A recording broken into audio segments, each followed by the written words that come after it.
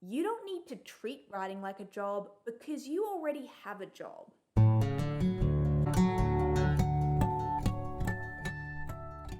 Hello and welcome back to my channel. My name is Tara East. I'm a writer, blogger, YouTuber, and the author of the mystery novel Every Time He Dies. In this week's video, I want to talk about whether or not we should treat writing like a job. We've all heard countless authors say that they treat writing like a job and that this makes writing easier. This could look like practical physical steps, such as getting dressed, so not staying in your pajamas, renting a workspace, setting specific measurable goals, and anything else that can go into a spreadsheet. It can also refer to mindset, such as turning off your devices, saying no to morning coffee catch up with friends, or even working during business hours, so you write during 9 to 5. That is, if you don't have a regular full-time job. It can also mean not goofing off during writing sessions. So if you do have a full-time job and you usually write in the mornings, in the evenings, or on the weekends, when you are in your writing time, you write. You don't surf the internet. Now, there is a lot of value in treating writing like a job. It's good and important to show yourself that you take your writing seriously. But Anne Patchett, in her recent collection, These Precious Days, she shared that she became a writer because it isn't a job. Anne sees writing as flexible. It is a vocation that she fits around her life. She proudly declares that she is the friend who you call when you need a lift to the airport. And it's the reason why she was able to become a caregiver for her mother.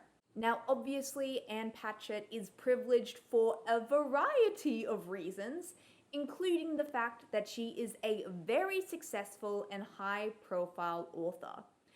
But there was something incredibly refreshing and honest about this perspective, not treating writing like a job.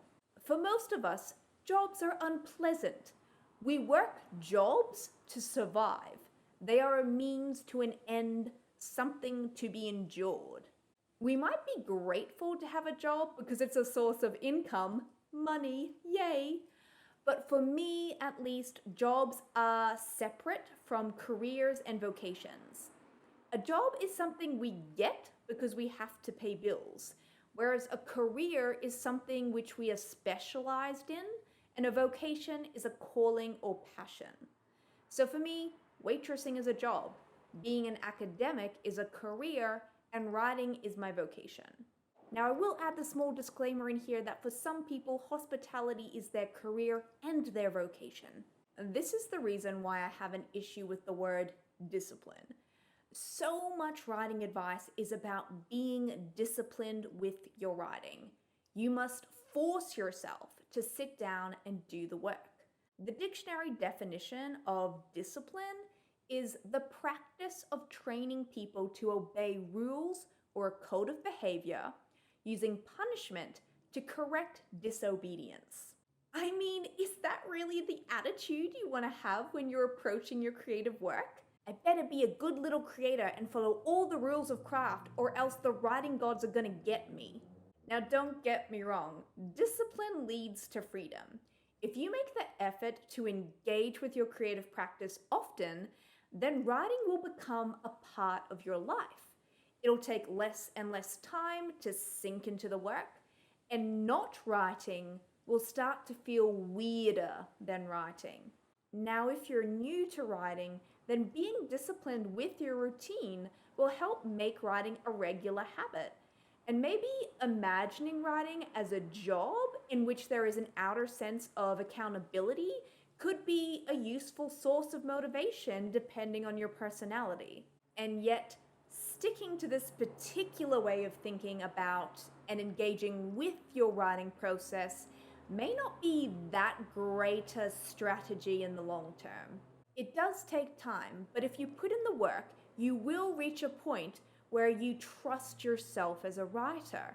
And what I mean by that is that you can step away from writing with confidence because you know you'll return to it. You perceive yourself as a writer. The title has become part of your identity, and writing is just something that you do. You don't think of writing as a habit. Instead, you think of your relationship with writing as a type of commitment. It is a process that you engage with consistently.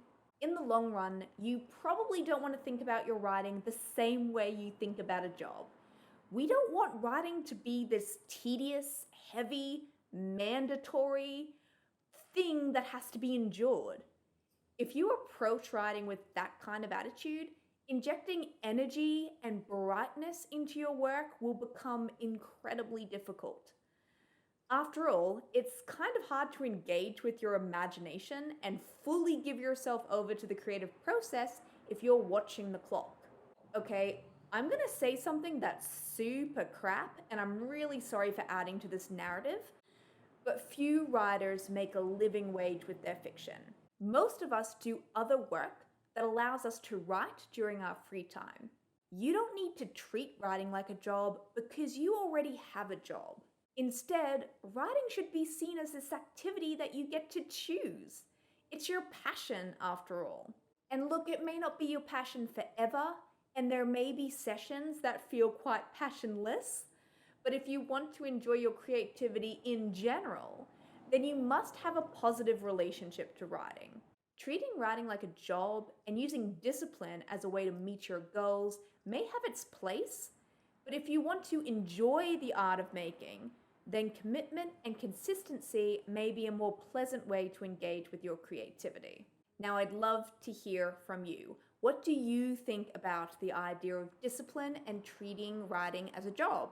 Does this framework and does this word choice work for you? Or do you think about your relationship to writing in another way? Please let me know and leave a comment below because I'd love to hear. Now, if you'd like even more writing advice, there are of course other videos on this channel, or you can visit taraeast.com and dive into the archives. While you're there, please consider joining my email newsletter, because when you do, I'll send you a free gift called The Follow-Through Formula: How to Complete a Long-Term Writing Project. You'll also receive a newsletter in your inbox every single Thursday morning, including a note by me, a quote of the week, some writing resources I've recently discovered and think you'll enjoy too, as well as some other tidbits that I only share via email. Thank you so much for your time again this week. I really appreciate it. Stay safe, stay calm, and keep writing because the world actually does need more books.